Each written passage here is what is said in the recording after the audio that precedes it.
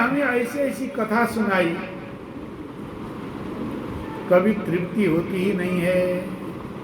भगवान की कथा से कभी तृप्ति होती ही नहीं है। इसलिए भगवान का जो दिव्य चरित्र है और क्या क्या है, आप कृपया विस्तार से सुनाने का कष्ट करें। मेरी चिंता मत कीजिए, मैं यही कथामृत का पान करके इसी के सहारे तंदुरुस्त हूँ। मुझे कुछ खाने पीने की जरूरत नहीं है। हमने सुना है कि भगवान के एक सखा थे जिनका नाम है सुदामा। हम उनका चरित्र सुनना चाहते हैं। तब सुखदेव स्वामी कहते हैं, हे राजन, कृष्णस्यासित सखा कश्चिद ब्राह्मणो ब्रह्मवित्तम विरक्त इंद्रियार्थेषु प्रशांतात्मा जितेन्द्रियः।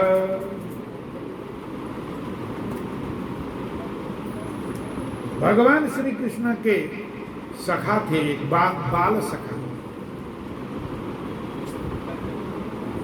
गुरुकुल में साथ पढ़े।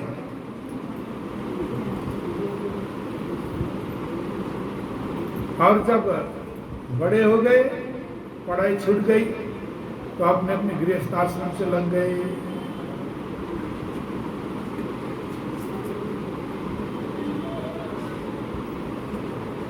सुदामा कैसे थे? ब्रह्मवित्तमा, ब्रह्म ज्ञानियों में उत्तम, ब्रह्म को जानने वालों में सबसे श्रेष्ठ। अब ब्रह्म को तो कई लोग जानते हैं, लेकिन वो जानने वालों में भी सबसे श्रेष्ठ।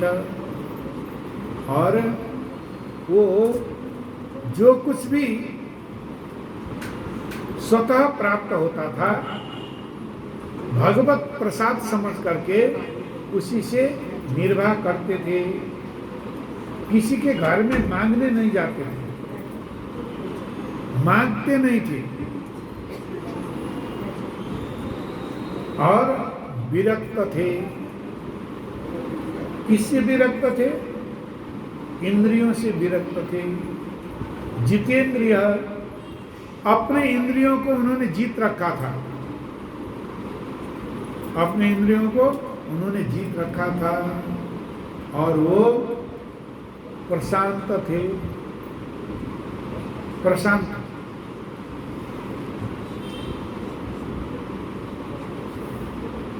प्रहलाद जी भी प्रशांत है।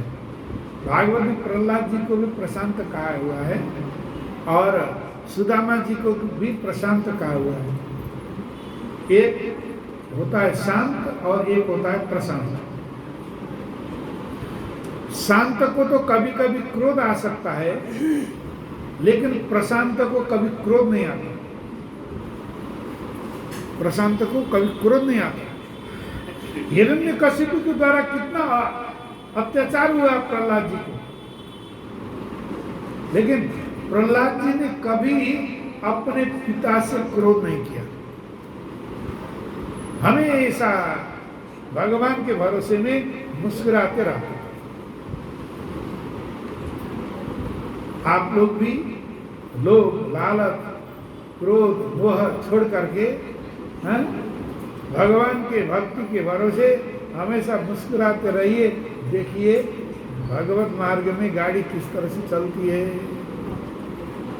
प्रशांत आत्मा, उनको कभी क्रोध आता ही नहीं। उनकी पत्नी थी, 2 बच्चे थे। भूख की तृप्ति पूर्ण न होने पर वो दिन प्रतिदिन कमजोर होते गए। सुदामा जी भी कमजोर थे, क्योंकि जो स्वतः प्राप्त होता था उसी से निर्वाह करते थे।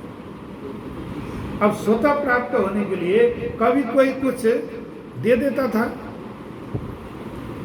कभी नहीं देता था। ये जरूरी थोड़े है कि रोज रोज देना। आप लोग ऐसा समझते हैं क्या? रोज रोज दान करना जरूरी है क्या? समझते हैं क्या?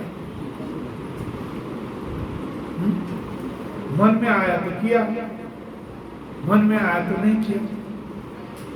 लेकिन ऐसे लोग भाग्यशाली होते हैं जो ऐसे ब्राह्मण को दान देते हैं जो मानता नहीं है?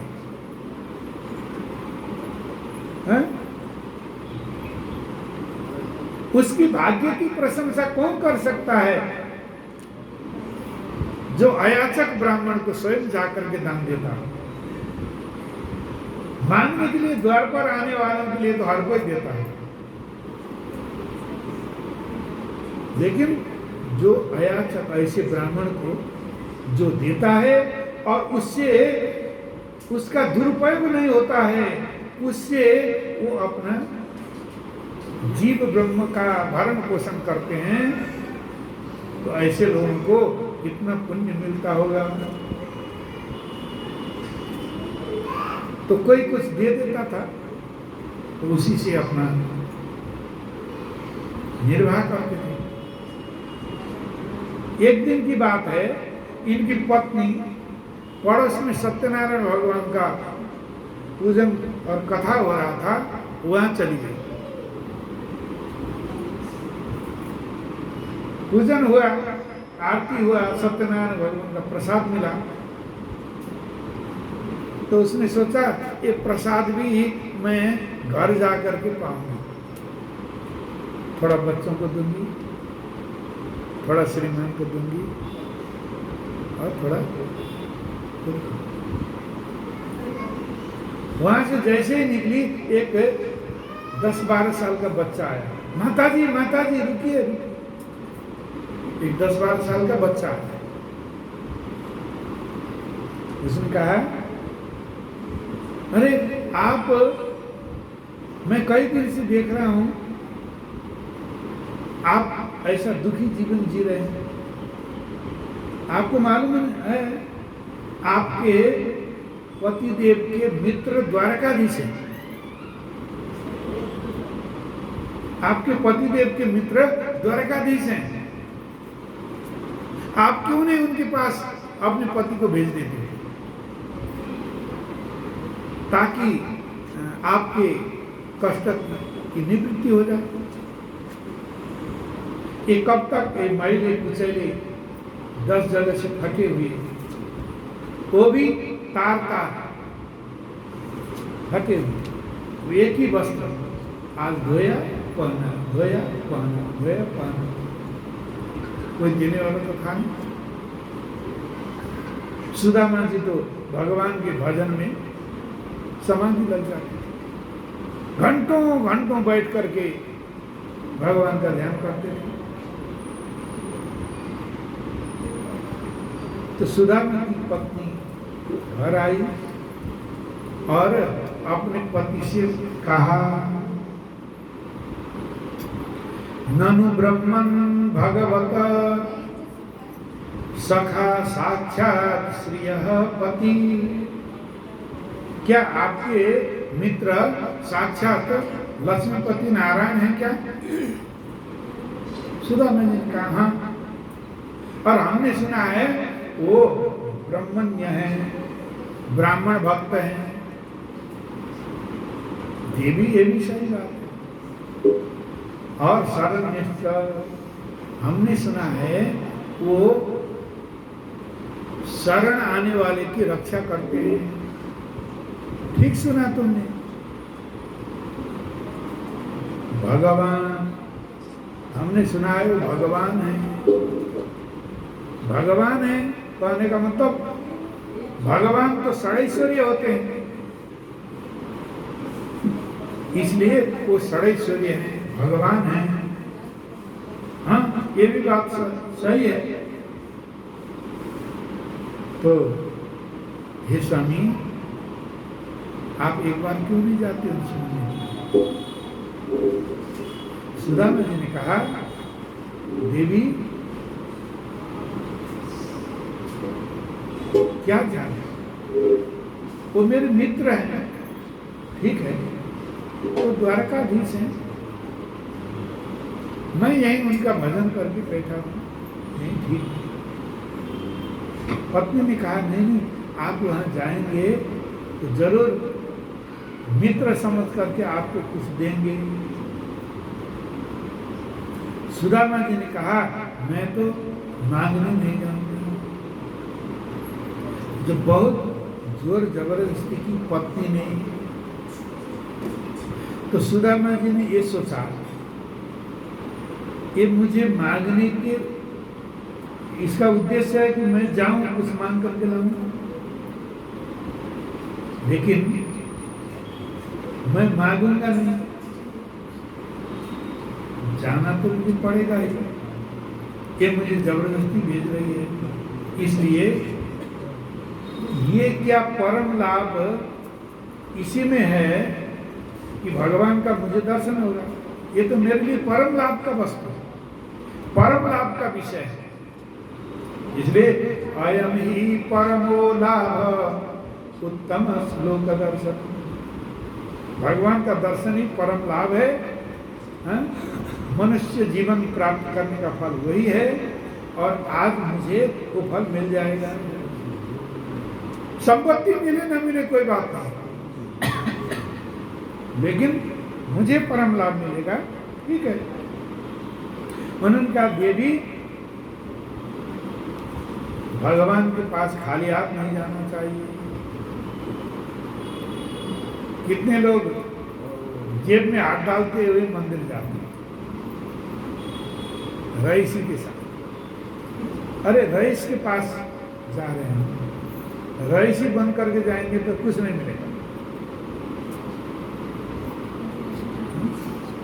अरे गरीब बन करके जाओ, कुछ लेके जाओ, भेंट। माता पिता के पास, ब्राह्मण के पास, भगवान के पास और बेटी के पास जब भी जाइए कुछ न कुछ लेके जाइए। चाहे बेटी कितनी भी अमीर हो, आप गरीब से गरीब हैं, एक संतरा लेके जाइए। पैसे नहीं है तो एक संतरा लेके जाइए, लेकिन खाली हाथ नहीं जाना चाहिए। सुदामा जी ने कहा कि ये देवी कुछ भेंट तो ले जाना चाहिए। तब सुदामा की पत्नी था तो कुछ नहीं,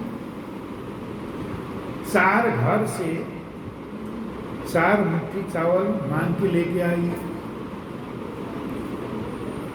अब 4 घर से 4 मुट्ठी चावल, वो कैसा है? किसी के पास सोना मंसूरी है तो 1 मुट्ठी दे दिया, किसी के पास मोटा चावल है तो 1 मुट्ठी दे दिया, किसी के पास उससे भी खराब है, वो राशन का 2 रुपये किलो वाला चावल है, वो भी दे दिया। तो सब मिल गए ना। अब वो चावल कैसे दिखता है, हर देखने वालों का उसको पहचानता है, ये चावल की क्या गति है। ऐसे मांग के लाई 4 मुट्ठी, और अपने चिथड़े कपड़े में, पुराने कपड़े में बांध करके श्रीमान को दे दिया और कहा ये जरूर देना कृष्ण को, क्योंकि मैं इसमें मेरा चिट्ठी है। भले ही आप मांगते नहीं है, मुझे मालूम है, आप कृष्ण के पास जाकर के भी कोरे लौटेंगे, आप मांगेंगे नहीं, ये मुझे मालूम है, लेकिन आप ये मेरी चिट्ठी जरूर दे देना कृष्ण, इसमें मेरी चिट्ठी है। सुदामा जी ने वो पोटली एक तरफ बांध लटकाया और आगे बढ़ रहे हैं। भगवान का भजन करते हुए सुदामा जी द्वारकापुरी जा रहे हैं। जाते जाते बेचारे गला हुआ शरीर, जीर्ण शीर्ण शरीर, हड्डी है शरीर, मांस तो है नहीं, एक हाथ से लाठी पकड़े हुए हैं। तो जाते जाते रास्ते में बेहोश होकर के गिर जाते हैं। भगवान को मालूम हो गया कि मेरा मित्र आ रहा है। जब उनको होश आया, आंख खुली तो द्वारका में थे और सीधे गए भगवान के मार्ग में। 3 सीढ़ी तक पार किया। जब समय आएगा तो 3 सीढ़ी तक पार किया, लेकिन उन्होंने बड़ी चिंता की। 3 सीढ़ी तक पार किया। भजन गाने वाले लोग कहते हैं द्वारपाल ने रोका, ऐसा करा वैसा करा, लेकिन भागवत में वो सब नहीं है। भगवान के दरबार में ब्राह्मणों के लिए रोक टोक नहीं है। वो 3 परकोटे तक अंदर चले गए। जब 4थे परकोटे में पहुंचे तो भगवान ने अपने सैया शयन कक्ष से देख लिया सुदामा जी। दौड़ के आए भगवान, अरे आज मेरा मित्र आया। दौड़ के आए, सुदामा जी को गले लगाया भगवान ने और अंदर लेके गए। रुक्मिणी जी को जिस पलंग में बैठाते हैं, जैसे बैठाते हैं वैसे भगवान ने बैठा। और रुक्मिणी को कहा पंखा सेवा करो, मेरे मित्र आए हैं, गर्मी हो रही है। रुक्मिणी जी पंखा सेवा कर रहे हैं। सारे लोग देख रहे हैं, दंग रह गए, ये कौन है? कहाँ भगवान श्री कृष्ण और कहाँ ये दरिद्र ब्राह्मण? भगवान इसके चरण धो रहे हैं। भगवान ने कहा कि परात लेके आओ, सोने की झाड़ी में जल लेके आओ। जैसे परात नीचे लगाया, भगवान ने सुदामा जी का पैर सहलाया, चरण सहलाया, तो उसके नीचे से खून बह रहे थे, कंकड़ पत्थर चुभे हुए थे। भगवान ने इसको सब निकाला और भगवान